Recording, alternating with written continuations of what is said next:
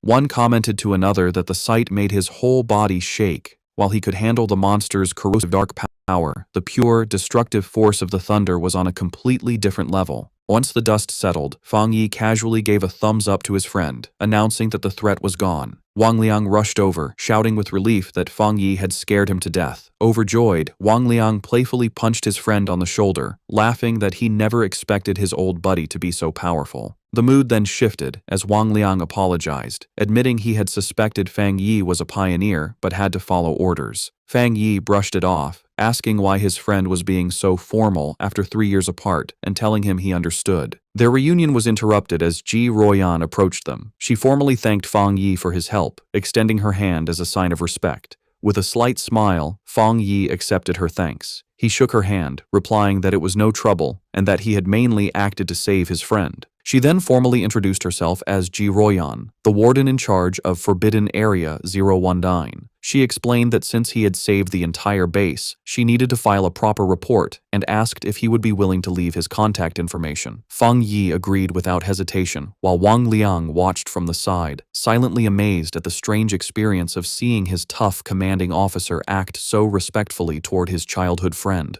With the formalities done, Ji Ruoyan made a direct and serious offer. She said that Fang Yi's strength was greater than many of the military's own special pioneers and formally invited him to join the army. However, she admitted that an invitation from a single base warden like herself was probably not enough to convince him. Inwardly, she was still trying to grasp the sheer scale of his power. What shocked her most was the realization that he was also a 3-star Ghost Axe realm cultivator, the same as her. Yet, his abilities had reached a level far beyond the known limits of that realm, making him a monster of incredible power. Fang Yi calmly asked Ji Ruoyan if she truly meant that she felt she was not worthy of inviting him. With the weight of her superior's authority on her, she confirmed his words, saying there was nothing to deny. She explained that the order to involve him had come from High Command, and she was certain that they would come to invite him personally in the future. Fang Yi let out a small laugh, telling her it wasn't necessary to be so formal.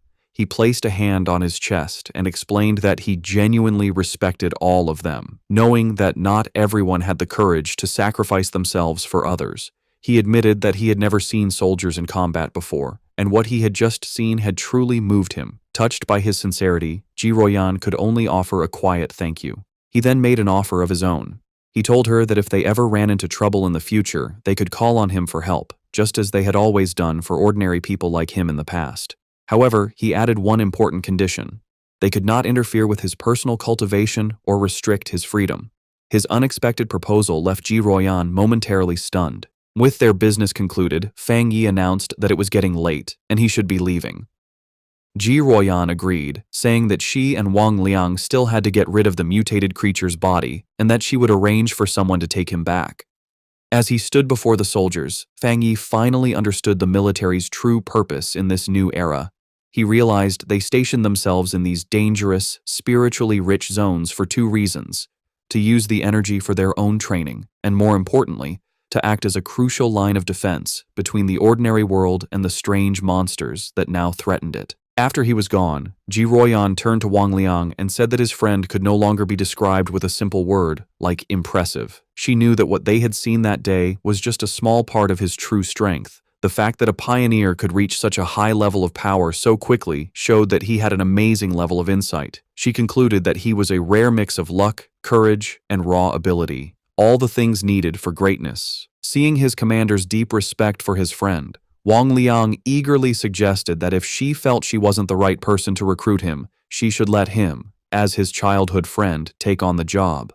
Ji Ruoyan, however, quickly brought him back to reality with a sharp tap on the head, ordering him to stop talking and help her clean up. He could only agree as he was dragged off to work. Later that night, back at his apartment building, Fang Yi meditated on the roof, surrounded by a brilliant golden aura. He thought about his meeting with the military. He knew that while the trip had revealed his identity, he had only shown them his thunder attribute, keeping his other powers a secret. Based on their respectful attitude, he concluded that this was likely a good thing. He now understood that his rare thunder attribute was a perfect counter to the dark monsters the military was fighting, making him a very valuable asset. He knew they would try to recruit him, not threaten him, which would give him access to the fastest ways to get stronger and the most advanced information. The day's events had also made clear the different roles of the nation's two main pioneer forces.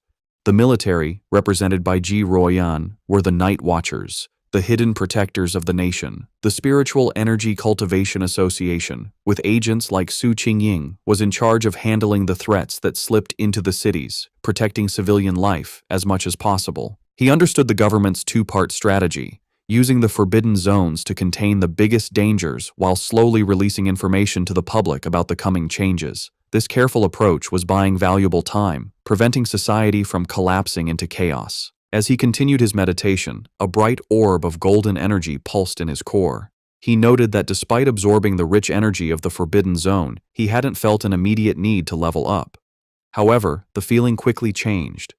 Golden energy surged through him, and cracks of power spread across his face. Having spent even a short time in such a spiritually rich place had filled him to the brim. He recognized the signs immediately. He was on the verge of another breakthrough.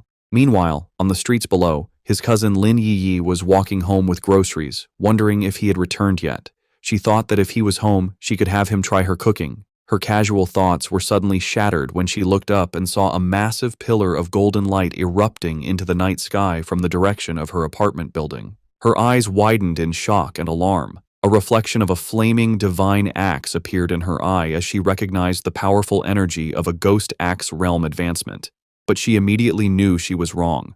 The sheer scale of the power, showing up as a massive fiery divine axe in the sky, was far too terrifying for an ordinary breakthrough. She could only stare in disbelief, wondering if another powerful pioneer was making their move in the city. On the street below, Lin Yi stared at the sky in complete disbelief. She recognized the immense power of the ghost axe realm, but this was something else, a force so powerful it was changing reality itself. As a giant, divine hand made of pure golden energy formed in the clouds above, she realized the terrifying truth. This was the power of the legendary spirit creation realm. The realization that a pioneer of such incredible strength was living right next to her sent a wave of shock and fear through her. The massive energy surge did not go unnoticed. Miles away, in a high-tech command center, red alarms blared as technicians scrambled. An urgent warning flashed across their screens. The anomaly value had reached a catastrophic level of 99, its location pinpointed to the southeast of the city. An official and Su Qingying reacted with alarm. The official demanded to know what was happening, ordering all units to the target area. Su Qingying wondered how such a powerful anomaly could have gone undetected, noting that an energy reading of this size was powerful enough to destroy an entire city. Before a holographic map of the city, military leaders held a tense emergency meeting. They debated the two terrifying possibilities. Either a new, godlike spirit creation pioneer had just appeared, or the city was on the brink of a massive disaster. One grim-faced officer suggested it could very well be both. The situation escalated as the senior official frantically called headquarters, demanding they send all advanced equipment, short of large-scale weapons. His panic was cut short, however, when a subordinate burst into the room, breathlessly announcing that the alert had been cancelled.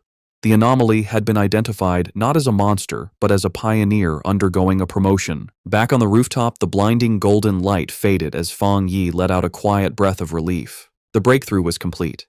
He casually noted that he had successfully reached the one-star spirit creation realm. Aside from his body feeling lighter and more agile, he didn't feel a significant difference in his raw power. His quiet moment was interrupted when his phone buzzed with a new message. It was from his friend, Wang Liang. The message was a warning. A new anomaly had appeared at Qingcheng University's playground. Internal military sources had confirmed it was a pollution zone, and more worryingly, it was the second time this specific anomaly had occurred. Fang Yi texted back, saying he knew about the previous heat anomaly. Wang Liang confirmed it was the same one, back again, and playfully warned Fang Yi not to tell anyone he was the source of the intel. After Fang Yi jokingly threatened to report him, Wang Liang's tone turned serious. He told Fang Yi that he was genuinely worried for his safety and urged him to be careful. Fang Yi put down his phone, his expression thoughtful. His friend's warning only confirmed his own strategy. This was exactly why he was so cautious in his dealings with both the military and the association. He knew that being too well known could bring unwanted trouble, which was why he had deliberately chosen to keep his powerful Yang Flame attribute and his Crimson Flame Blade technique a secret. They were his hidden aces. He typed a final reply to his friend, reassuring him not to worry, he would be careful, and he still had trump cards left to play. Lin Yi opened the apartment door, announcing that she was back. Seeing Fang Yi on the couch, she asked if he had eaten yet, offering him the bag of takeout she had brought. Distracted by his phone, he simply told her to leave it on the table and that he would get to it later. As she watched him, a worried and slightly frustrated expression crossed her face. In her mind, she thought about her cousin's character. She saw him as a perfectly good person, but with one major flaw, his laziness. He seemed content to just stay at home all day playing on his phone, not even bothering to go to college. She found it ironic that while she and her fellow pioneers were constantly busy, seeking opportunities and hiding their true identities, her cousin lived such a carefree, seemingly aimless life. Exhausted, she went to her room and collapsed onto her bed. She knew that news of the incredible spirit creation pioneer who had just appeared in their district would spread like wildfire. Feeling a sense of duty, she resolved that when the time came, she would protect her seemingly clueless cousin as a way of repaying him. Meanwhile, Fang Yi was not just playing on his phone. He was analyzing the news report from Wang Liang, which showed a massive, raging fire at the university playground. He noted that the first anomaly had been intense heat, and now it was a fire. He wondered if this was another form of the Yang attribute. The video showed the fire had started incredibly fast and was burning with terrifying intensity. Online comments from witnesses expressed shock, with some wondering if special forces were now being called in for simple fires. The report also mentioned that all the surrounding trees and flower beds had been burned and the area was now completely locked down. Fang Yi observed that the video was short and ended suddenly, but it was clear this situation was far more serious than the previous incident at the university. He wondered what would be different about this new Yang attribute. Realizing he had to investigate in person, he knew that to get into the sealed-off area, he would have to contact his new military acquaintance, Ji Royan. The next day, a crowd of reporters had gathered outside the sealed gates of Chingcheng University, blocked by a line of soldiers. They shouted questions, asking for confirmation about the rumors of a fire that couldn't be put out, and demanding to know why an incident of this size was not being reported in the news. As the reporters pressed for answers, Ji Ruoyan and Fang Yi arrived. The crowd watched, wondering who these two imposing figures were as the soldiers immediately opened the gates, allowing them to pass without question. The reporters were left outside, confused as to how they had gotten in so easily when they had been completely blocked. Inside the cordoned-off area, they looked out over the smoldering ruins of the university playground. Fang Yi remarked on the sheer destructive power, questioning if this was the sky fire he had heard about. Ji Ruoyan confirmed that was its official name. She explained its terrifying nature. It appeared without warning, was impossible to put out, and could only be left to burn itself out until everything it wanted was turned to ash. The name, she suggested, was quite fitting. With the initial look done, Ji Ruoyan told Fang Yi she needed to head to the principal's office and asked if he would wait for her. He told her to go on ahead, saying he would be fine there. Alone, Fang Yi walked along the edge of the destroyed area, which was now blocked off with yellow tape. He knelt and touched the scorched earth, analyzing the scene. He noted that the ground was already cold, and more importantly, there was no leftover spiritual power left from the sky fire. He realized with some disappointment that this meant he couldn't collect its attribute. His plan had been too simple. His thoughts were suddenly interrupted when a familiar voice called his name. He looked up to see his ex-girlfriend, Chu Qingli, standing on the steps nearby with a friend. She asked in surprise what he was doing there. Her friend with glasses immediately recognized his name, asking Chu Qingli if this was the ex-boyfriend she had mentioned, the one who had only gotten into a vocational college. Chu Qingli simply confirmed it was him. The friend then patted Chu Qingli's shoulder with a smug, condescending look. She told Fang Yi that she understood he was likely there because he was still hung up on his ex, but now that the gap between their lives was so big, he should just give up. Fang Yi could only stare back, genuinely confused by her assumption, questioning the very idea that he would be hung up on her. From a distance, other students began to gossip about the scene. They wondered who the guy with the school beauty Chu Qingli was, guessing he must be another sad suitor. They noted he didn't look like a student from their university and complained about how security could have let an outsider in. Chu Qingli's friend with glasses stepped forward, aggressively confronting Fang Yi. She told him that Chu Qingli was now the university's campus belle and that he should think clearly about his actions. She warned him that countless guys far better than him were pursuing her and that he didn't even rank. She ordered him to leave, telling him this was not a place he belonged. She then threatened to report him to the disciplinary office if he didn't explain how he got in. Meanwhile, Chu Qingli watched him with a complicated expression. She remembered him claiming he wouldn't regret their breakup, yet here he was. She concluded that his previous lack of interest must have been an act, and that he was just putting on a brave face. Their confrontation was interrupted when Ji Royan returned, asking Fang Yi if the girl was his friend. Chu Qingli was surprised by the sudden appearance of the imposing red-haired woman.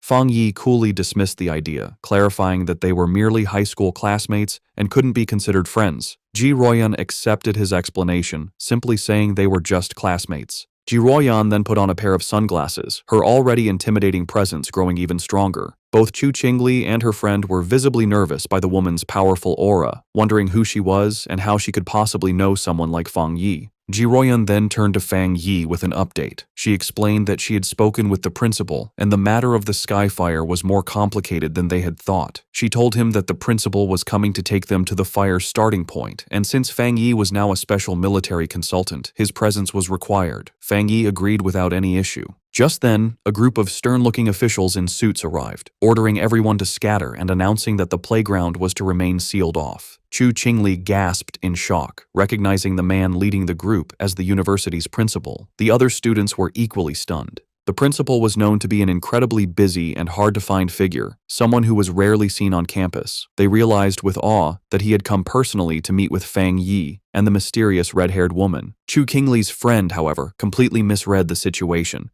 She smirked, thinking that the principal had finally arrived to deal with the two people who weren't supposed to be there. Chu Qingli, however, remained silent, a look of uncertainty on her face. To the absolute shock of Chu Qingli and her friend, the principal and his group did not approach Fang Yi and Ji Royan as trespassers. Instead, the elderly principal walked directly up to Fang Yi and greeted him with a warm, respectful handshake. He addressed Fang Yi as the consultant introduced by Ji Royan, explaining how worried he had been about the school's recent anomalies and the safety of the students. He expressed his immense relief that they had come to solve the situation. In an even more stunning display, the principal then bowed slightly to Fang Yi, formally putting him in charge of the entire playground matter. From where she stood, Chu Qingli could only watch, her eyes wide with total disbelief as her entire view of her ex-boyfriend was shattered in an instant. The principal's security then moved to secure the area, forming a human barrier and ordering all unrelated people to step back. As the crowd of students, including Chu Qingli, was pushed away, they buzzed with confusion, unable to understand why their respected principal was bowing to such a young man. Lost in the crowd, Chu Qingli listened as the students' opinions changed around her. They now guessed that Fang Yi must have some extraordinary special identity to deserve such treatment. Someone recalled that just moments ago, he had been dismissed as Chu Qingli's suitor or ex-boyfriend. Another person remarked on the complete reversal of status, suggesting that now, even if she were to pursue him, she might not even be able to get his attention. The final cutting realization settled in as the crowd noticed that throughout the entire exchange, the young man had not once looked at or acknowledged the campus belle, leaving her to stand alone and completely ignored. At Qingcheng University's North District, the principal led Fang Yi and Ji Royan to the site of the anomaly. He explained the series of events, starting with the Golden Sun incident, which he had hoped was the end of their problems. However, a few nights ago, a fire had started on a playground. A fire so intense that even the fire department couldn't put it out. He was thankful it happened at night when no students were around, allowing them to quickly seal off the area. The principal continued, his face growing more serious. While a single fire might have been a fluke, it was followed by fires on 2 more playgrounds. He said he had personally seen a crimson flame come down from the sky and float in mid-air, a clear sign of a supernatural event. He told them that while the other fires were eventually put out, one still remained. As they got closer to the final location, Fang Yi noted the sharp, choking smell of something burning. They arrived at a basketball court where a single hoop was on fire with a raging eternal flame. The principal confirmed this was the starting point, the one fire that simply could not be put out. As they watched the anomaly, Ji Royan checked a device on her wrist, which showed a reading of 11. She explained to Fang Yi that it was a basic spiritual anomaly detector. She clarified that any reading over 10 was considered a disaster for ordinary people, requiring a complete lockdown. Suddenly, the device began to flash and beep wildly, the reading shooting up to 60. Ji Royan cried out in alarm at how high the value had become.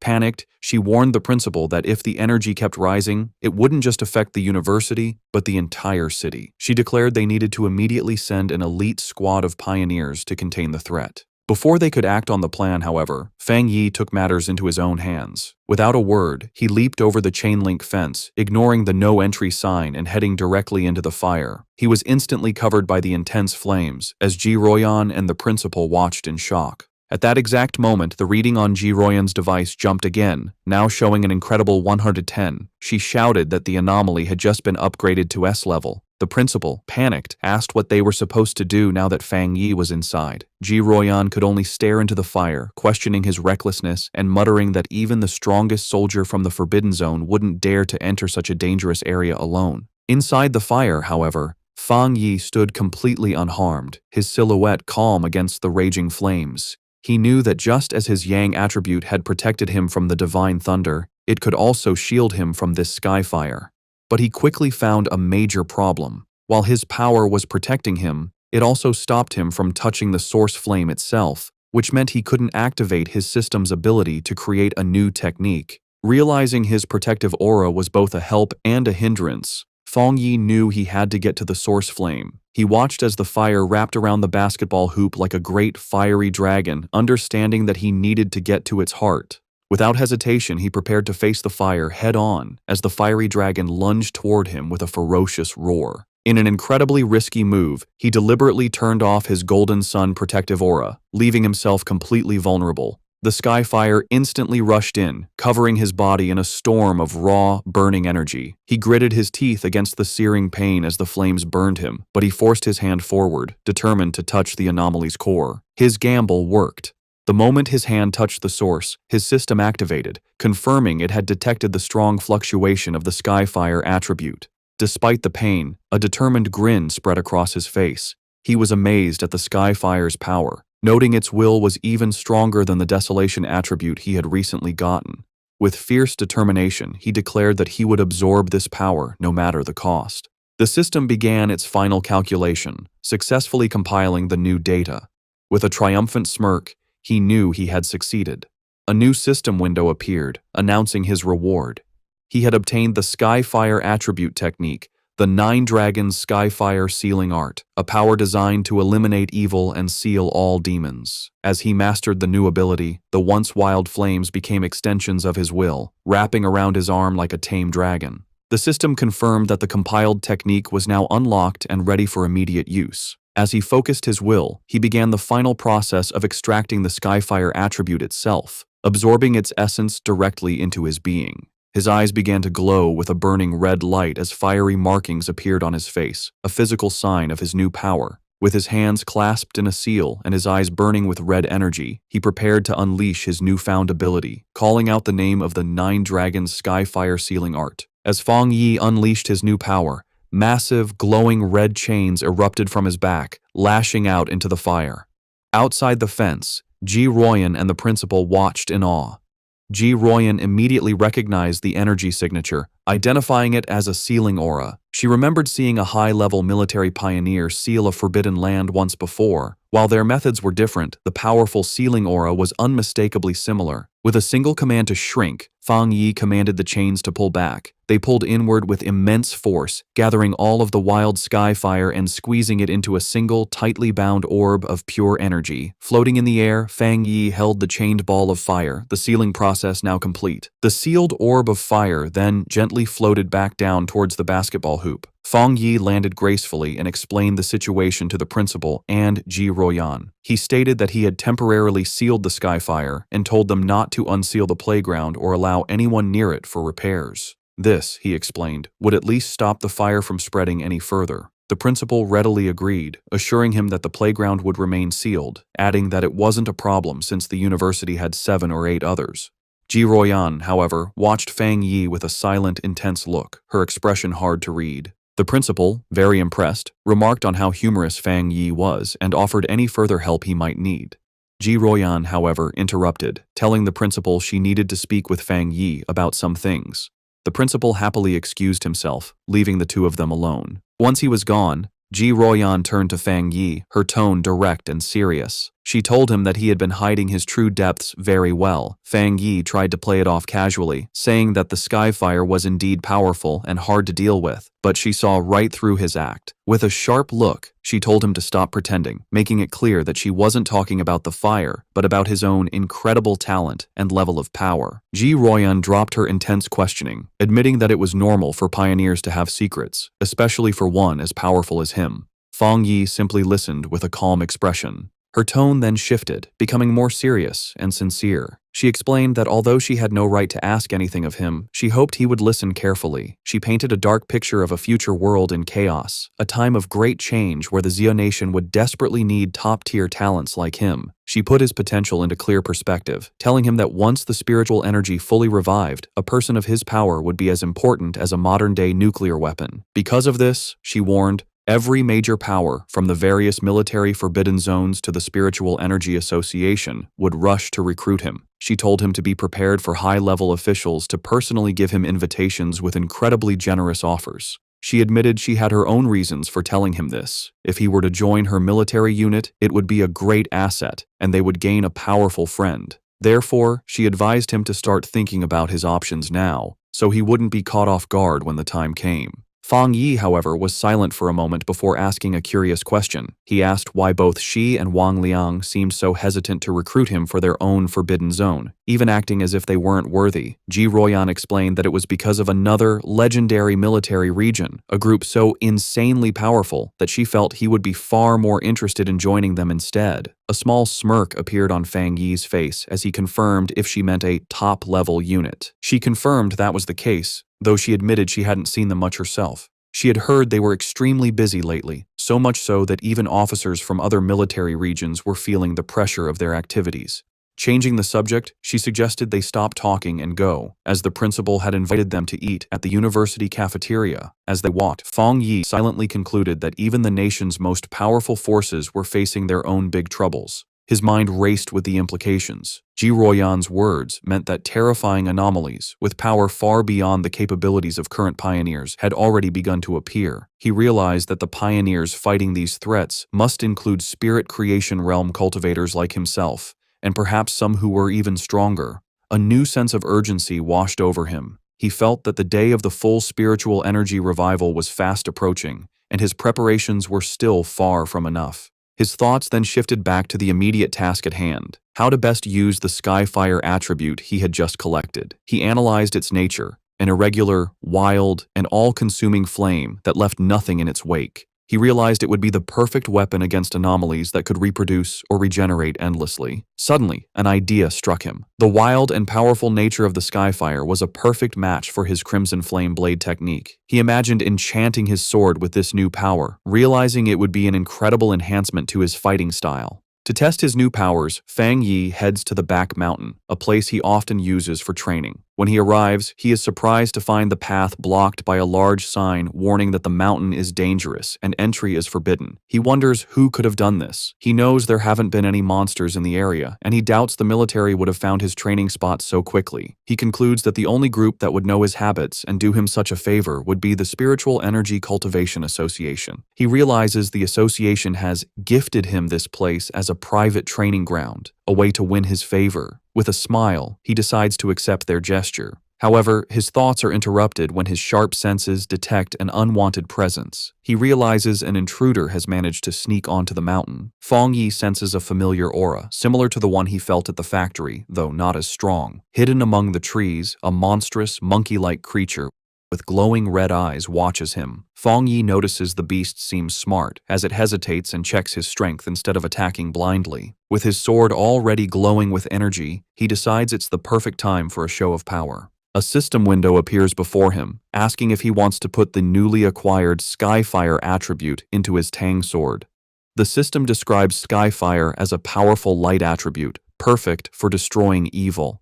With a fiery determination in his eyes, Fang Yi accepts. Immediately, his sword erupts in a column of endless, crackling flames. With an excited smirk, he looks forward to combining the endless power of Skyfire with his Crimson Flame Blade technique. He decides the mutant creature will be his first test subject. Fang Yi unleashes a massive firestorm on the monster. The creature is taken by surprise, its eyes widening in terror before it is completely covered by the storm of flames, screeching in pain. Standing in the middle of the flames he created, Fang Yi checks his new ability. He realizes the energy of his attack is now double, or even triple, what it was before, and most importantly, the flames do not harm him. He touches the blade of his sword, still covered in fire, and notes that it feels cool. Suddenly, he senses that the creature has survived the attack and is trying to escape. With a determined look, he decides to chase the intruder to see what it's capable of. Meanwhile, deep in the same forest, a young woman with curly red hair is doing a live stream from her phone, mounted on a selfie stick. She tells her viewers that she isn't a liar, but that she has always been incredibly lucky, and that amazing content just seems to find her. Her viewers are doubtful, with one commenter daring her to prove her luck by going to Qingcheng University to film the mysterious sky fire that everyone is talking about. Her confident broadcast is suddenly interrupted as her expression changes to one of pure shock. The monkey-like monster that escaped from Fang Yi leaps out of the woods and attacks her viciously. The force of the attack sends her phone flying, its screen cracking as it hits the ground, but the live stream continues. Through the cracked screen, her viewers see the monster pinning her to the ground, but they think it's just a fake fight with bad special effects. The streamer, however, is in real danger. She cries in terror as the monster holds her down, its paw covering her mouth. The creature opens its massive, fanged mouth, ready to deliver a deadly bite. Before it can strike, a massive blast of fiery energy shaped like a dragon's head hits the monster, sending it flying back. The streamer looks up in shock, saved at the last second. Her viewers are now blown away, not by the realism of the danger, but by what they believe are incredible fire dragon special effects. The sudden, dramatic turn of events causes her viewership to shoot up to over 13,000 people. Still terrified, the streamer looks over her shoulder, asking who is there. She scrambles to grab her phone from the ground. Getting to her feet, she aims the camera at the source of the attack. She stands before a raging fire and shouts to her audience that she has captured it on film, that there is a person standing inside the fire. Her camera captures the silhouette of Fang Yi standing completely unharmed within the flames. In her terrified and amazed mind, she concludes that she has just been rescued by a true immortal. The video of Fang Yi's rescue of the live streamer, Malala, instantly goes viral. It becomes the top trending topic online, with over 13.5 million views. The headlines are dramatic, calling him a mysterious man of skyfire, the king of flames, and an immortal come down to earth to save the world. In an office, Chu Qingli's friend excitedly calls her over to look at the video on her computer screen. She is thrilled, telling Chu Qingli that this proves powerful cultivators are real and that the skyfire at the university was no fake. Chu Qingli, however, is dismissive, telling her friend not to believe such things and that it's all just acting and special effects. But as she looks closer at the screen, her doubtful expression freezes into one of shock and recognition. Her friend, not noticing her reaction, points excitedly at the screen, triumphantly saying she was right and commenting on how handsome the man in the video is before noticing her friend's stunned silence. Internally, Chu Qingli is in turmoil. She desperately tells herself the video must be fake and that the figure only looks like Fang Yi. She reasons that if it were really him, he would have been burned to ash by such intense flames. Her denial then shifts to fear as she considers the possibility that it truly is him. She worries that he might use his new power to get revenge on her for their breakup, but she stubbornly resolves that she will never bow her head to him, no matter what. Elsewhere, the red-haired leader of Lin Yiyi's pioneer squad shows the same video to Yiyi on her phone. The leader asks if the man looks familiar, suggesting he's the same person who saved them from the monstrous vine. Yiyi agrees that he does, and then adds a stunning piece of information. She recently learned that a powerful master who broke through to the spirit creation realm lives in her neighborhood. She begins to wonder if her quiet cousin and this incredible pioneer could possibly be the same person. In yet another location, Zhang Xiaoya and a male pioneer from the lava cave incident also watch the video. The man recognizes Fang Yi's fighting stance and points out how much stronger he has become, while his companion notes that the way he wields his blade is identical, realizing they were incredibly lucky to have had such a powerful figure on their side. The news of Fang Yi's public display of power reaches the highest levels of the nation's two main organizations. Inside a sleek, modern skyscraper, likely the association headquarters, the city's crisis seems to be getting worse, with the current pioneers struggling to keep up. In a high-level meeting room, Su Qingying addresses a group of officials. She informs them that the military has already been in deep communication with Fang Yi, and she expresses her firm belief that he will agree to help them. Meanwhile, in a military command center, Ji Ruoyan, Major Han Li, and other officers discuss the new intelligence. They are astounded by his rapid progress, calling him a monster for reaching the spirit creation realm so quickly. They debate how many high-tier attributes he could possibly possess, with one officer concluding it must be 3 or even more. They agree that trying to intimidate him was foolish, and that their only option is to recruit him. Major Han Li asks if the High Command has decided to approach him personally. Ji Ruoyan confirms they have, but adds that the top brass is still hesitant to humble themselves, as all previous top-tier pioneers have come from within the military's own ranks. Taking charge, Major Han Li outlines their new strategy. He orders his subordinates to find out what new weapons or equipment Fang Yi might need and to provide him with information on suitable training locations as a gesture of goodwill. He also gives a crucial final command. The viral livestream video and all the rumors spreading from it must be properly managed and controlled. The entire spiritual energy circle in the Xia Nation has now turned its attention toward Fang Yi. Both Su Qingying and Ji Ruoyan think about his future. Su Qingying appears concerned about the immense pressure he now faces, while Ji Ruoyan wears a slight, confident smile. Both women, leaders of their respective groups, eagerly await to see what this extraordinary young man will do next. In a quiet hospital room, a heart monitor beeps steadily. A mysterious woman with long purple hair sits by the bedside of an unseen patient, whom she calls her teacher. She speaks softly, telling the patient that the Xia Nation seems to have found a new hope. With the appearance of a person as powerful as Fang Yi, she adds, the chances of her teacher finally waking up have become a little higher. One day later, back at the apartment, Fang Yi is having breakfast and thinking about the previous day's events. He reflects on how the news of his battle in the back mountain went viral, all because a daring live streamer had managed to sneak into the restricted area for views. As he eats, he notes that the video has since been completely removed from the internet and the live streamer's account has been banned, correctly assuming it was the work of the military or the Spiritual Energy Association. His casual thoughts are suddenly interrupted as he realizes something is wrong.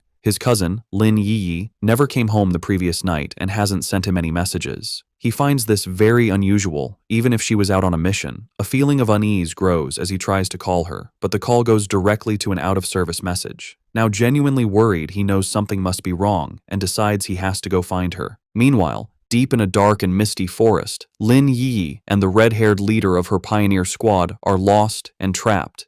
The leader asks Yi if she has any idea how long they've been stuck there. Yi estimates it's been about 10 hours, but she can no longer keep track. The red-haired leader, looking exhausted and bruised, apologizes greatly, blaming herself for dragging Yi into this mess. She admits she thought they were just investigating a strange phenomenon. As she speaks, she clutches her side in pain. Yi tells her to stop apologizing, insisting that it was her own lack of strength that was the problem. She urges her leader to stay alert and save what little energy they have left. As she tries to stay strong, her thoughts drift to the overwhelmingly powerful master she witnessed, wishing she had even a fraction of his power to save them. Their desperate conversation is cut short as a massive, shadowy monster with glowing red eyes and a menacing, spiky form appears in the fog directly behind them. The shadowy monster lunges from the fog, its claws aimed at the red-haired leader. Reacting with incredible speed, Lin Yi shoves her companion out of the way, shouting a warning. She then unleashes a blast of bright blue spiritual energy from her hand, creating a sharp blade of light that cleanly cuts off the attacking creature's head. As they get to their feet, more of these shadowy, zombie-like figures come out of the fog. Yi realizes with horror that these must be the reanimated bodies of other people who were trapped and died in this place. After defeating one of the creatures, which dissolves into a puddle of black mist, Yi explains that the main monster is just playing with them, turning its victims into these strange puppets. The red-haired leader adds that their attacks have no real effect on the mist itself, and their spiritual energy is being drained quickly, all while the real enemy stays hidden. They soon realize they are trapped in some kind of illusion created by the monster, a swirling gray space where the creature seems unbeatable.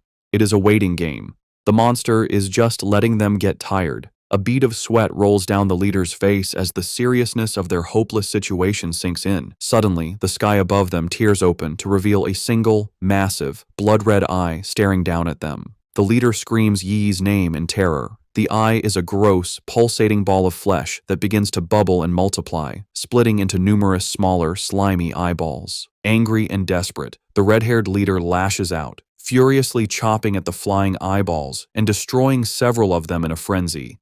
Yi, however, senses a change in the creature's energy and warns her leader not to be careless, realizing that their enemy is finally losing its patience. The main eye then unleashes a powerful, concentrated blast of red energy.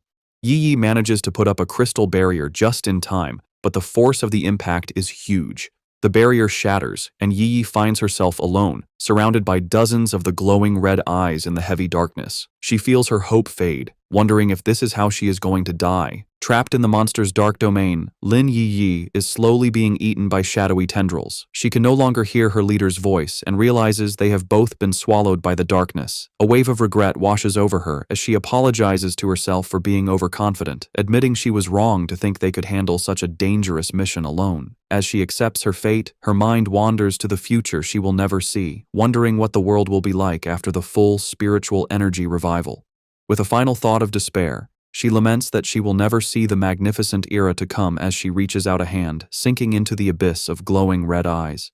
Tears stream down her face as she closes her eyes, ready for the end. Just as all hope seems lost, a massive explosion of brilliant blue light erupts, tearing the darkness apart. A figure bursts through the shadows, radiating an immense aura of crackling blue energy. It is Fang Yi, his eyes glowing with power. He remarks to himself that he almost didn't make it in time. Yi stares in utter shock and disbelief, tears still fresh on her cheeks, as she recognizes her rescuer and gasps his name, identifying him as her cousin. With a powerful blast of divine thunder, Fang Yi completely shatters the monster's shadowy domain. He lands gracefully in the now clear forest, his hand still sparking with leftover electricity. He has saved both his cousin and her unconscious leader. Yi can only stare, her world turned upside down by the stunning revelation that her seemingly ordinary and lazy cousin is, in fact, an incredibly powerful pioneer. The battle is not over yet. The true form of the anomaly, a grotesque, multi-eyed, fleshy orb, appears from the shadows behind Fang Yi. Yi snaps out of her shock and desperately shouts a warning, telling him that the creature's main body is behind him.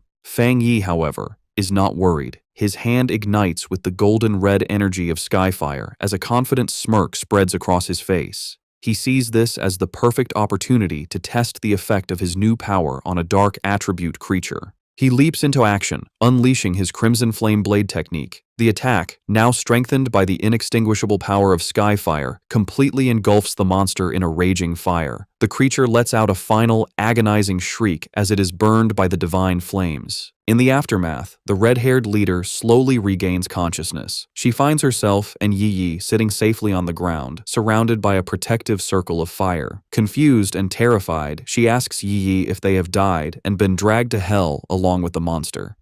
Yi, now much calmer, reassures her leader, telling her to look closely and that they are still alive. Still trying to process what has happened, the leader repeats Yi's words in disbelief before asking who saved them. Fang Yi casually walks towards his cousin and her leader, a small smile on his face as the protective flames die down. He tells them the problem is solved and, noticing the time, remarks that they must not have had breakfast yet. The red-haired leader stares at him, her eyes widening in sudden, dawning recognition. She springs to her feet, her expression one of pure excitement and awe. She points at Fang Yi, confirming that he is the one who saved them before in Yanghuo Town from the monstrous death vine. Fang Yi looks slightly surprised, thinking to himself that he was recognized so easily. Lin Yi is completely stunned by this new revelation. She asks her leader if she's saying that the powerful fire attribute master who saved them from the vine was also her cousin.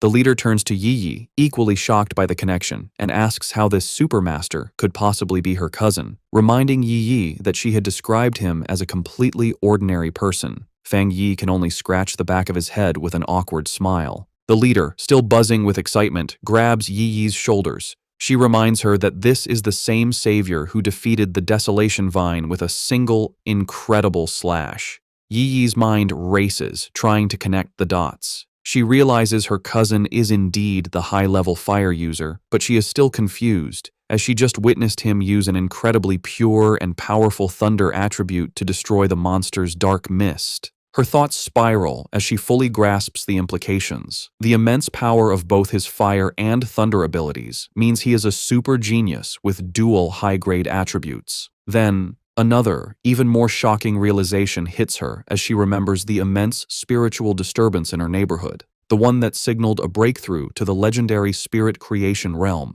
She wonders if that incredible display of power was also her cousin's doing. Tired of the confusion, Fang Yi cuts in and confirms that yes, it was all him. He then changes the subject, asking them about the dark attribute anomaly. He says that they should have known this type of creature was not to be taken lightly, and asks why only the two of them came, and where the rest of their teammates were.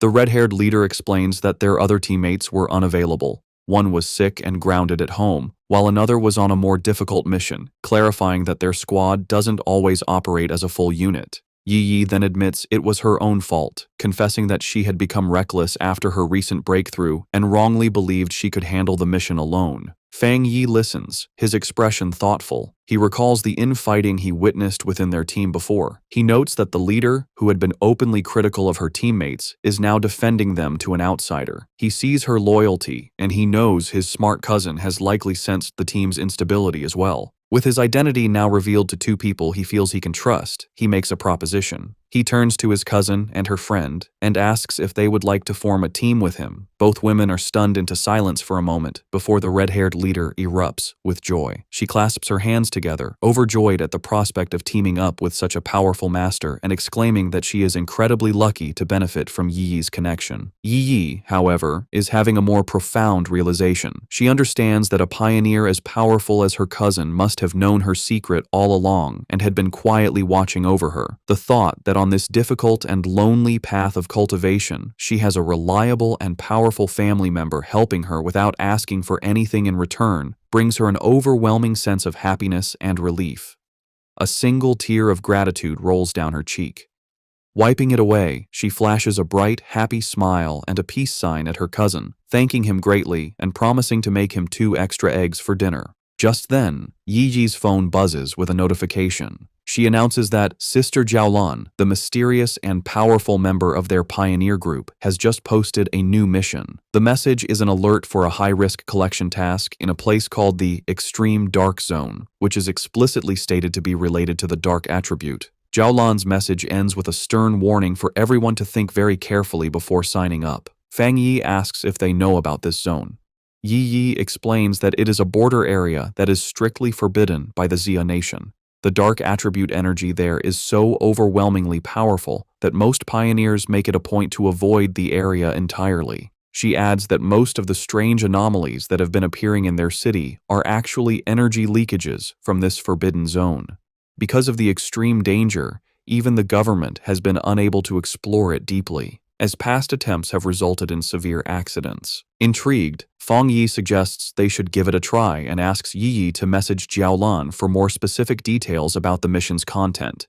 Yi replies that it's useless, as Jiaolan is famously mysterious and rarely says more than a few words at a time. Fang Yi considers this information. He deduces that for Jiaolan to be able to issue a mission in a top-secret government-controlled area, she must either be an incredibly bold rogue going against the authorities, or she holds a high-ranking position within the military or the Spiritual Energy Association. He concludes that the latter is far more likely. Despite her doubts, Yi, using her online handle Feng Heiju, sends a message to Jiaolan, stating her interest in signing up and asking for more details. To both her and the red-haired leader's surprise, Jiaolan replies with uncharacteristic detail. The mission is to collect something called a shizai flower.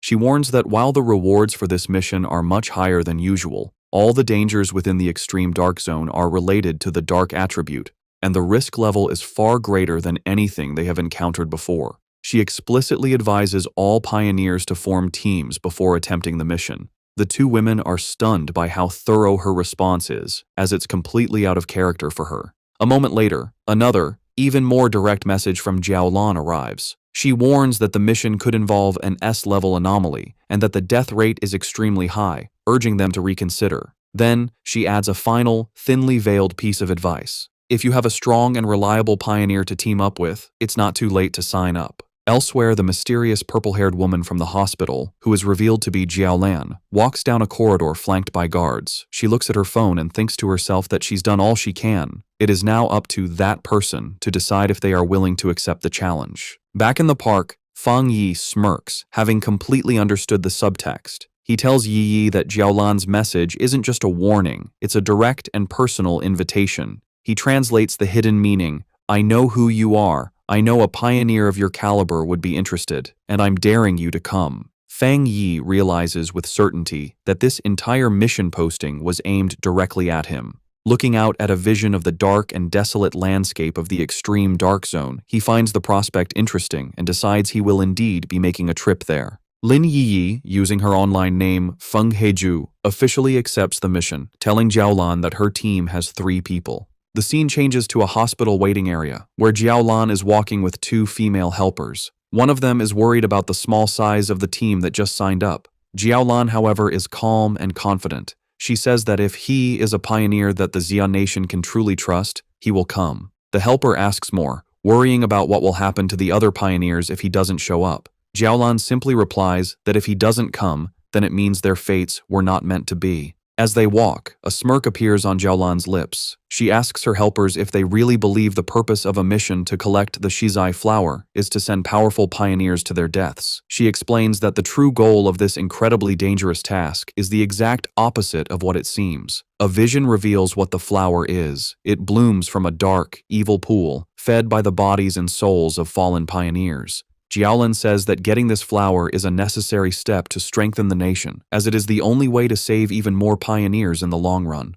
The reason for this mission, she explains, is to protect both the future main strength of the Xia nation, represented by the new generation of pioneers like Fang Yi and his team, who are shown traveling to the mission on a subway, and to revive the top-tier fighting force that has already died in battle. They arrive at the hospital room of her teacher, the comatose elderly man. Holding his hand, she repeats their goal. They must get more Shizai flowers at any cost. She reveals his identity and the great importance of their mission. Her teacher is the only pioneer in the entire Xia nation to have reached the legendary Jinggang realm, and the Shizai flower is the only thing that can wake him from his coma. Jiaolan explains the huge strategic value of such a person. After the full spiritual revival, a Jinggang realm powerhouse is like a modern-day nuclear weapon, making him the nation's greatest asset in talks with other countries. From her point of view, sacrificing a few pioneers or even entire squads is a worthy price to pay for his return. Her helper, however, gets concerned for Jiaolan's own well-being, telling her that while the mission is important, her health is too. The comment causes a dark reaction. Jiaolan's face darkens as she repeats the words, "My health is important."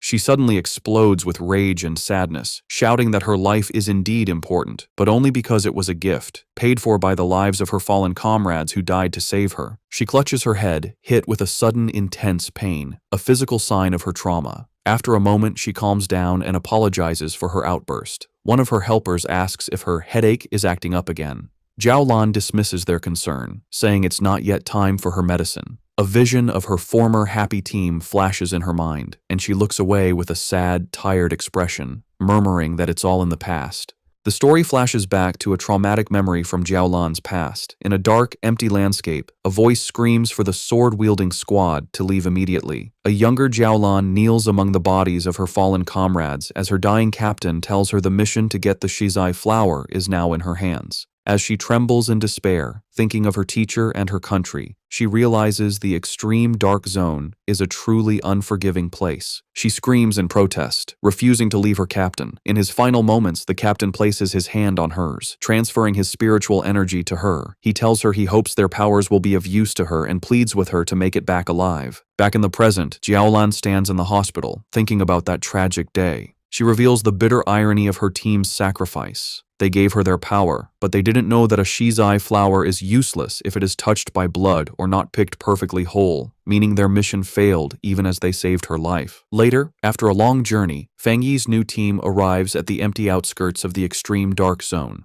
The red-haired leader complains about the long walk. She asks why they don't just fly, given their power. Yi Yi explains that even for pioneers, flying for a long time is not possible until one's spiritual energy is overwhelmingly large. Fang Yi remains silent, his glowing red eyes focused on their destination. They finally arrive at a massive, heavily guarded checkpoint that marks the entrance to the zone. Beyond rows of tank traps and fencing, they see a shimmering blue energy barrier. Fang Yi confirms that this must be the extreme dark zone. Even from a distance and through the multiple barriers, he can feel the deeply unpleasant aura of the dark attribute coming through. Yi and her leader are clearly disturbed by the heavy energy, with the leader saying that it's 1,000 times more terrifying than the monster they fought before. Fang Yi simply tells them to stay calm. He then points out that they are not the only ones who have answered the call. A large, diverse crowd of other pioneers has already gathered at the checkpoint, waiting for the mission to begin. Yi guesses that the pioneers are not just here for the big reward. She explains that the dark attribute is known to be very difficult to deal with, ruthless, and naturally hostile to humans. However, with the increasing number of violent dark attribute monsters appearing in the cities, pioneers have realized they can no longer afford to ignore the source of the problem. Many have come here to face the threat directly and find a way to fight back. The red-haired leader agrees with her logic, and Fang Yi looks on with a slight smile, impressed by his cousin's sharp mind. The scene shows the various wild pioneers, each with unique gear and styles, all waiting for the gates to open. As they wait, Fang Yi explains his reason for taking on such a dangerous mission. He says that he has already faced dark attribute monsters twice before. The first was the mutated rabbit, which was more like some kind of gross, rat-like beast. The second was the serpent and its rat-like partner, Candle Knight, a smart pair that worked together to lure and trap pioneers, a mission that nearly wiped out an entire squad from the Spiritual Energy Association. He explains that the most important detail, as his cousin Yiji correctly pointed out, is that these creatures seem to be cleverly and purposely bypassing the military defenses at the city's borders. He suspects they are using some unknown method to get into urban areas, and these incidents have happened so often that they can no longer be ignored. The situation has become so bad that if they don't face the source, the cities will eventually be overrun. Therefore, he concludes, they have no choice but to go to the extreme dark zone. At the checkpoint, a military officer watches as Su Qingying briefs a group of pioneers before the energy barrier. She stands with a grim and serious expression, ready for the dangerous mission ahead. Her focus is broken when she spots a familiar group approaching. She is completely shocked to see Fang Yi walking up with Lin Yi and the red-haired leader. Her green-haired subordinate, Zhang Xiaoya, is equally surprised and calls out to her, but Su Qingying is frozen, covering her mouth in a panic. She silently prays that the great master won't notice her in the crowd, but her hopes are crushed when Fang Yi looks directly at her, a questioning look on his face as he calls out her name, identifying her as Captain Su. Resigned, Su Jingying walks over with her cloaked squad members, having already received military information about Fang Yi's team. The red-haired leader, always mischievous, sizes up the beautiful silver-haired girl and asks Fang Yi if this is Yi Yi's sister-in-law, a teasing term for a potential girlfriend. The suggestion sends both Yi Yi and Su Qingying into a panic. Su Qingying blushes and waves her arms, exclaiming what a huge misunderstanding it is. Fang Yi calmly clarifies that she is not, explaining that she is Captain Su from the Spiritual Energy Association who helps him out with miscellaneous tasks. This explanation, however, only seems to make Su Qingying more flustered, as she finds the description even more annoying than the romantic idea. Their conversation is interrupted by a loud, arrogant voice. An imposing older man in heavy red armor with two other armored pioneers steps forward and calls them a bunch of shameless brats.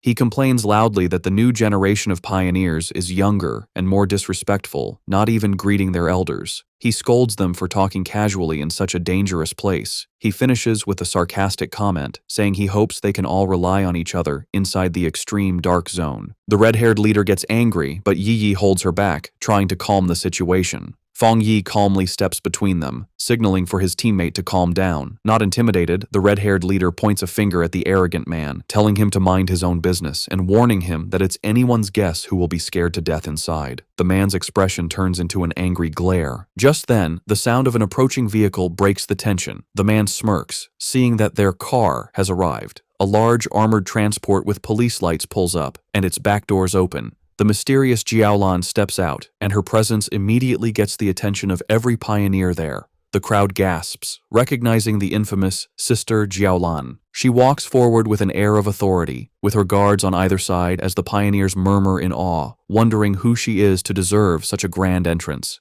Fang Yi watches her approach and figures out her purpose. She is the one who will open the gate for them. Jiaolan stands before the massive, crackling blue energy barrier. She raises her hand, gathering a swirl of pure energy until a glowing blue symbol forms in her palm. With a powerful push, she shoves the symbol forward, and the huge energy barrier tears open, revealing a dark path into the Forbidden Zone. With the gate now open, the S-Class mission has officially begun. With the huge energy barrier torn open, Jiaolan stood before the dark portal, with red and black energy whipping around her. She announced that the pioneers could now enter but gave them one last important warning. The shizai flowers they were sent to get had to be perfectly whole and must not be touched by human blood. She said that if the flowers didn't meet these rules, there would be no reward, and with that, she told them to start. The large group of pioneers began to walk into the scary portal. As they walked, a member of the arrogant pioneers group grumbled to his leader, complaining that Jiaolan was sending them to their deaths without going in herself. The arrogant pioneer's teammate told him to be quiet, reminding him that if they died, the government would pay a lot of money to their families. As Fang Yi's group watched the others enter, Su Qingying analyzed the strength of the various teams for him. She identified the arrogant pioneer as a one-star spirit creation realm cultivator, the same level as Fang Yi. She also noted that there were several other powerful people who were hiding their auras, making them hard to judge, while the rest were solid pioneers at the 1-star or 3-star Ghost Axe realm. She concluded that the teams were all about equal in strength. Fang Yi was surprised to hear that the arrogant man was also at the spirit creation realm, as he hadn't sensed a high level of spiritual energy from him. He thought to himself that the mission must be very difficult to have attracted so many elite teams. Back outside, one of Jiaolan's helpers gave her a final report from a tablet. She confirmed that a total of 37-star Ghost Axe Pioneers, 7 1-star Ghost Axe Pioneers, and 3 1-star Spirit Creation Pioneers had entered. The mission involved monsters ranging from B level to S level in danger. Jiaolan calmly told her helper to get the monitoring equipment ready, assuring her that she was prepared. Inside the portal, the pioneers found themselves in a deserted, dark, and misty place filled with dead trees. As Fang Yi's group stepped into the extreme dark zone, they were immediately surrounded by shadowy black tendrils of energy. Fang Yi warned everyone to stay close, explaining that the overwhelming dark attribute in the area would block their vision and that they could easily get separated and lost. His warning was followed by the red-haired leader suddenly kneeling over, feeling sick. She apologized, saying she couldn't stop herself from throwing up. Su Qingying calmly went to her side and told her it was a normal reaction. She explained that the terrible smell was a mix of rotting bodies and brain fluid, a scent that most people couldn't handle. She then pointed to another group of pioneers in the distance who were also on the ground, vomiting from the bad air, showing that even those of similar strength were affected. Su Qingying continued to explain that the dark attribute was a natural counter to pioneers, acting as a form of pollution that weakened them. She also warned that the monsters in this zone were extremely active. Fang Yi listened closely as she explained the known threats. She explained the official monster classifications. B-level monsters were a threat to pioneers of the same level. A-level monsters were powerful enough to attract spirit creation realm cultivators, like the extreme dark zone itself. And S-level monsters were disaster-class threats, powerful enough to challenge even those at the legendary Jinggong realm. However, she added a final grim warning. The dark attribute in this zone acted as a power-up for the creatures. A monster that would normally be a B-level threat would be at least an A-level threat inside this zone. The red-haired leader expressed her surprise at this new information. Lin Yiyi, worried, asked Su Qingying if she and her team were unaffected by the pollution. Su Qingying chuckled, explaining that she was not affected because she and her team were used to dealing with similar monsters and were not bothered by the smell. She also revealed that she had recently broken through to the 3-star Ghost Axe realm and was working hard to evolve her water attribute into an ice attribute. Lin Yi then spoke up, addressing Su Qingying. She noted that since they were both at the same level, she wondered if she also felt her spiritual energy being heavily suppressed, even more so than during her previous missions. Su Qingying confirmed her suspicion, adding a grim warning that many high-level masters, including 1-star spirit creation military elites, had died in this zone, so they needed to be extremely careful. As they went deeper into the deserted landscape, Su Qingying took the lead. She saw that they could no longer see the group ahead of them and urged her team to move a little faster. She then gave an important instruction. They should all speak less to save their physical strength and concentrate their spiritual energy to prevent the heavy dark mist from taking advantage of any weakness. As he walked, Fang Yi thought about his own condition. He was surprised that he didn't feel the same severe discomfort as the others. He concluded that it was likely because his enhanced yang and thunder attributes naturally pushed back the dark attribute, or perhaps his spiritual power had simply become stronger after his breakthrough to the spirit creation realm. Elsewhere in the zone, the arrogant pioneer and his team were in a fierce battle. With a powerful slash of his glowing green sword, the leader easily cut off the head of a monstrous beast. He laughed arrogantly, mocking the zone's dangers. His teammates cheered him on as he declared that they would be the ones to get the shizai flower, vowing to show the younger generation what true strength looked like. Back with Fang Yi's group, Lin Yi was still struggling with nausea, making small gagging sounds. Fang Yi noticed her distress and thought to himself that despite her power, she was still just a child. He gently placed a hand on her back, sending a comforting wave of spiritual energy through her. The effect was immediate. Lin Yi felt the nausea and the chilling cold. She was still just a child. He gently placed a hand on her back. He laughed arrogantly, mocking the zone's dangers. His teammates cheered him on as he declared that they would be the ones to get the shizai flower, vowing to show the younger generation what true strength looked like. Back with Fang Yi's group, Lin Yi was still struggling with nausea, making small gagging sounds. Fang Yi noticed her distress and thought to himself that despite her power, she was still just a child. He gently placed a hand on her back, sending a comforting wave of spiritual energy through her. The effect was immediate. Lin Yi felt the nausea and the chilling cold vanish, replaced by a comforting warmth like the winter sun. She marveled at the incredible power of the spirit creation realm. She commented on the comforting warmth of what she believed to be a rare, high-grade fire attribute. She thought about how her own wood attribute slowly absorbs energy and how Su Qingying had mentioned her own water attribute turning into the rare ice attribute. Fang Yi corrected her, clarifying that it wasn't a fire attribute, but the yang attribute. He apologized for not explaining it to her before, and casually revealed that he was the one responsible for both the incident at the North Gate and the fire on the playground at Qingcheng University. The red-haired leader was shocked by this confession. She asked in disbelief if he was admitting to having 3 different high-grade attributes. Fang Yi explained that the 2 fire-related events were not the same, noting there were small but important differences between the Yang and Skyfire attributes. Inwardly, Fang Yi thought about his 4th power, the Desolation attribute. He decided to keep it a secret, believing it was always wise to have a hidden advantage. Outwardly, he gave a vague confirmation to his team's amazed questions. The red-haired leader, shivering from the heavy cold, nervously approached Fang Yi. She explained that she had not yet reached the 3-star Ghost Axe realm and couldn't sense attributes very well, but she knew his Yang attribute could help her.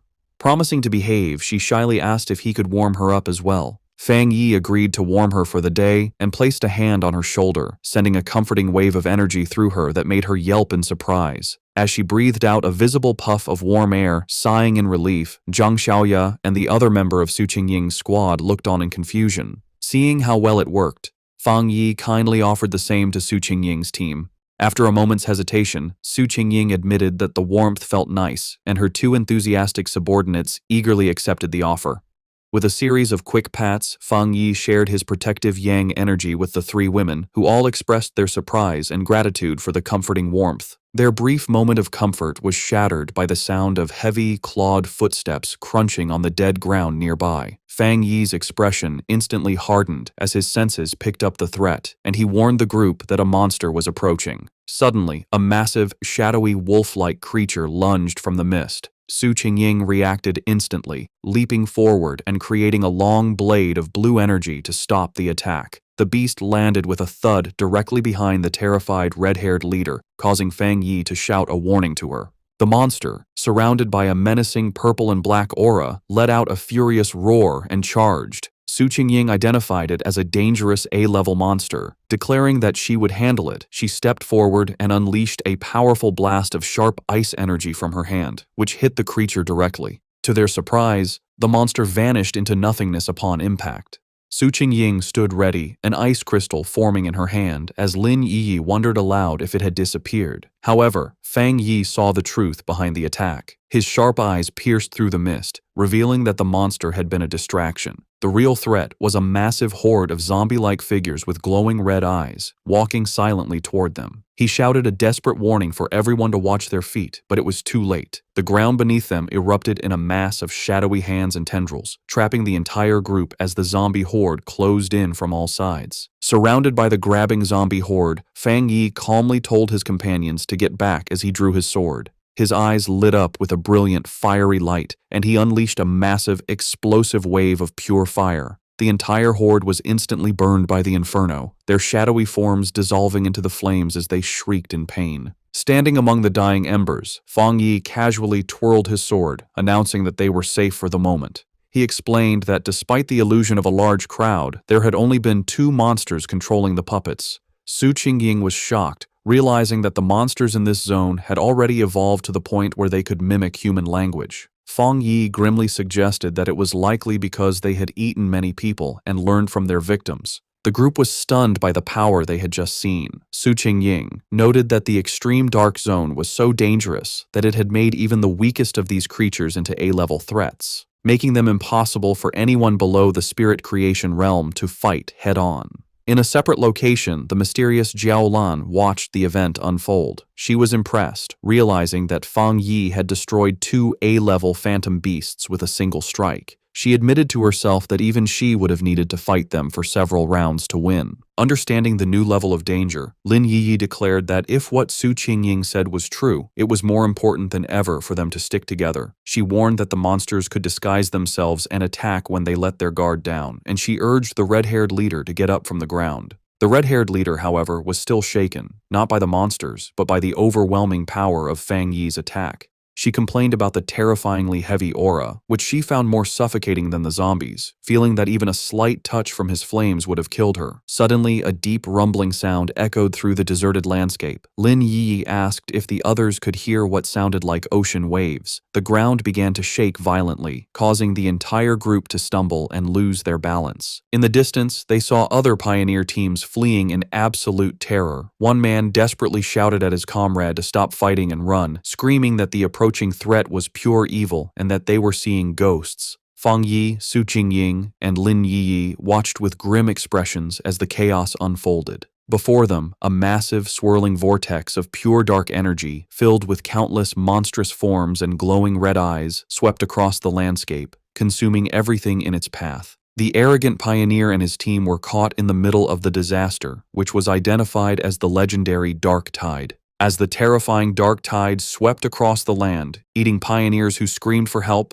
the arrogant pioneer scoffed. He dismissed the threat, proudly declaring that if the regular troops couldn't handle it, it didn't mean he couldn't. With a defiant roar, he summoned a huge barrier of green energy with his sword, proclaiming that everything inside the zone was his to take. He then charged recklessly into the heart of the swirling red and black storm. His confidence was instantly broken. The moment he entered the tide, he was covered by its suffocating dark tendrils. He realized with horror that the monsters inside were far more powerful than he could have ever imagined, far beyond A-level or even S-level. Full of terror, he knew he couldn't let himself be caught, but it was already too late. He and many other pioneers were swallowed by the overwhelming darkness, their screams echoing as they were pulled into the deep. From a safe distance, Fang Yi's group watched the horrifying sight. The red-haired leader, shaken, wondered if the others were all dead and if they had any chance of escaping. Lin Yiyi asked Su Qingying to explain what the dark tide was. Su Qingying grimly described it as the ultimate form of the dark attribute, a tide of pure corruption that ate everything in its path, including other monsters. She was confused and terrified, explaining that their mission was supposed to have been planned to avoid the Day of the Tide, and she feared that all the pioneers who had gone ahead were now gone. Lin Yi remembered hearing about the dark tide on pioneer forums, where it was described as a force that could destroy an entire city. Terrified, she urged her cousin to retreat while they still had time. Fang Yi, however, stayed calm. He told everyone not to panic and created a large protective barrier of golden energy, crackling with blue lightning, around the whole group. He explained that this spiritual shield was a natural counter to the dark attribute and told them that, if they needed to, they could combine their powers to keep the barrier up and survive the tide's impact. Su Qingying was shocked by his plan, asking what he was going to do. She warned him that the dark tide was a concentrated state of the dark attribute and that their combined power couldn't possibly stop it. reminding him that the powerful spirit creation pioneer had just been swallowed whole. Fang Yi was not bothered. With his sword erupting in golden flames and his other hand sparking with blue lightning, he confidently declared that he would go and destroy it. Before anyone could react, he leaped forward, becoming a streak of pure fire and lightning that shot directly toward the massive wave of darkness. His teammates could only watch in stunned disbelief, with Su Qingying wondering if he really meant to destroy the dark tide itself. He plunged into the heart of the storm, his light cutting a path through the swirling chaos. Inside the eye of the tide, Fang Yi floated calmly, completely unharmed inside a protective golden aura as the monstrous dark energy swirled around him. He looked at the small, flame-like wisps of red energy inside the storm and smirked, confirming a suspicion he had. Floating in the heart of the dark tide, Fang Yi was surrounded by a gross horde of countless monsters, their multi-eyed forms twisting in the darkness. He analyzed the true nature of the threat, realizing that these were not just A-level monsters being controlled by the dark energy. Instead, they were upgraded composites, fused and evolved versions of countless smaller monsters.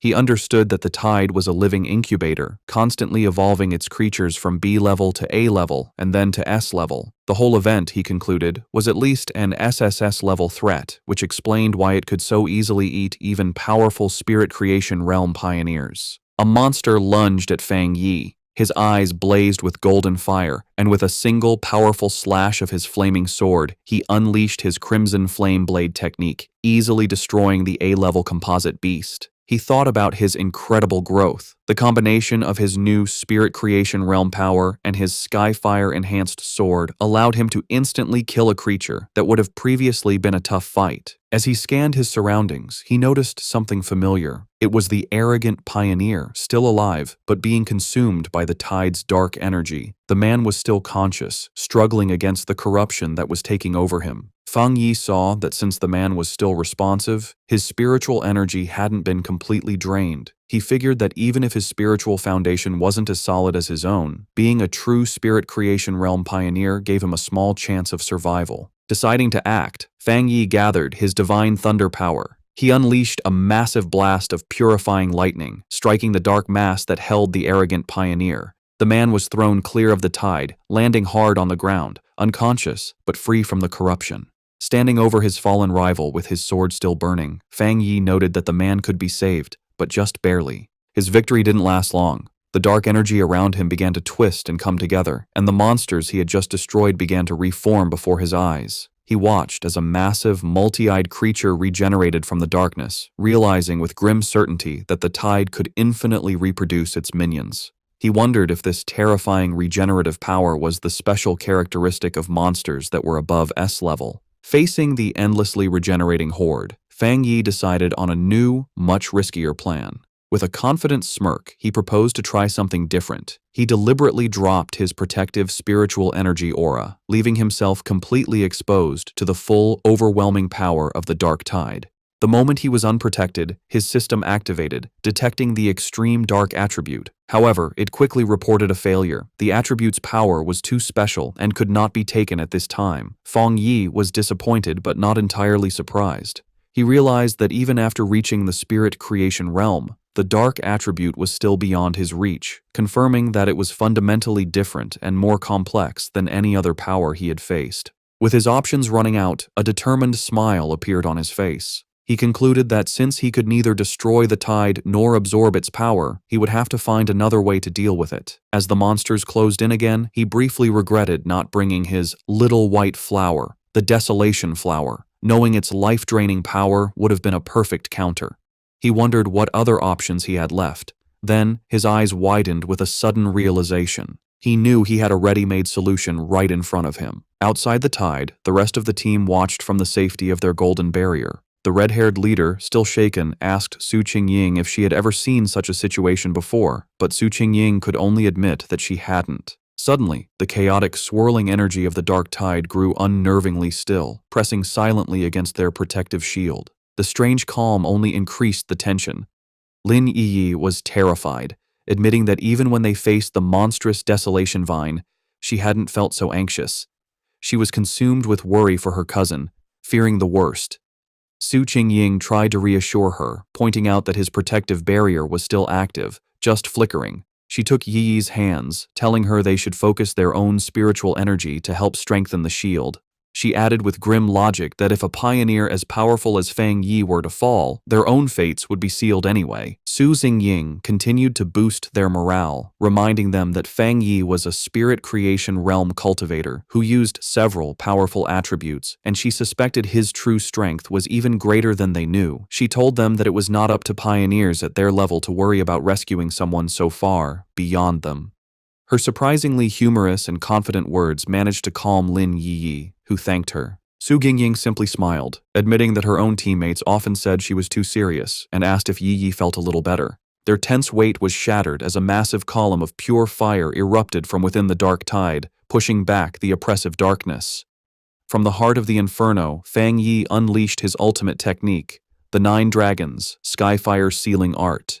He rose from the flames, his body glowing with a mixture of blue and golden energy. Outside, his teammates watched in absolute awe. The red-haired leader excitedly pointed him out to a stunned Lin Yi, while Su Qingying stared in disbelief at the sheer scale of the power on display. The technique appeared as 9 colossal, fiery dragons that swirled and danced, their combined light completely overwhelming the dark tide. Elsewhere, the mysterious Jiaolan, who had been monitoring the mission, was thrown off balance by the immense spiritual pressure. She recognized the power as the legendary Skyfire attribute and the technique as a powerful seal. She watched in utter disbelief as the 9 dragons came together, compressing the entire, city-destroying dark tide into a single, unstable orb of fiery energy, questioning if he had truly managed to seal the entire event. But Fang Yi was not finished. Having contained the tide, he gathered his divine thunder power in his hands, unleashing it in a massive vortex of crackling blue energy that swirled around the sealed fiery sphere. With a powerful roar, he invoked the name of his combined technique, the 9 Dragons' Edict.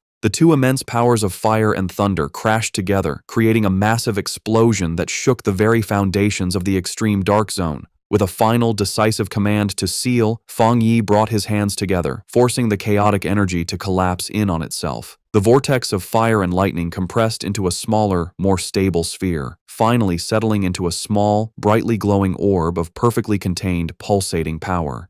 Thanks for watching. I'm going to see you next video.